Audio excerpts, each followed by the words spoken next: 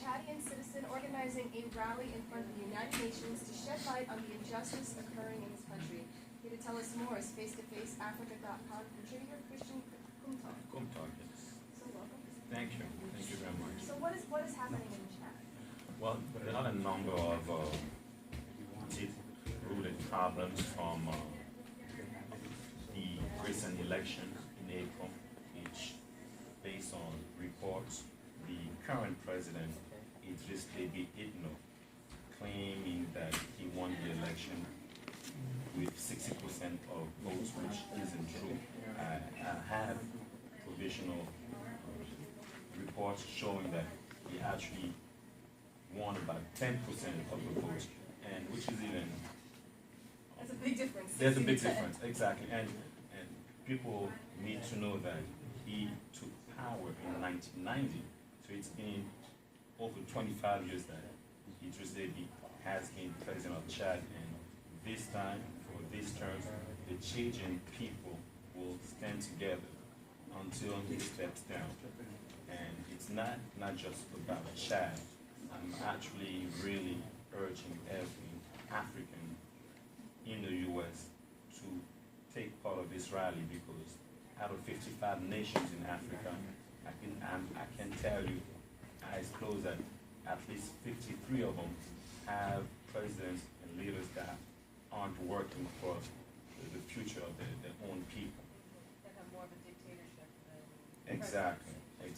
So that's just recently. Overall, Chad, I was reading a report from the World Bank. In the same report, Chad is known or described as a petroleum producing country, which is true. In 2003, production of petroleum started in Chad. And in the same report from the United Nations Development Program, Chad is classified 155th, 185th out of 188 countries, poverty level, which is, there's a big discrepancy. Right. If the country's a petroleum yielding country, it should be making a lot more money and people should be receiving benefits. Exactly. So all of those frustrating things push me and a number of compatriots from Chad to be in front of the United Nations the 24th of June, in less than 10 days, from 9 a.m. to 6 p.m. I have to clarify, I know a lot of people work, everybody works. When you can, come and support us, 30 minutes, 1 hour, but I will be there from 9 a.m. to 6 p.m. and we have other people who confirm attending as well. You also have a hashtag Africa Must Wake Up. Exactly. I mean, it's not just Chad, but the whole continent.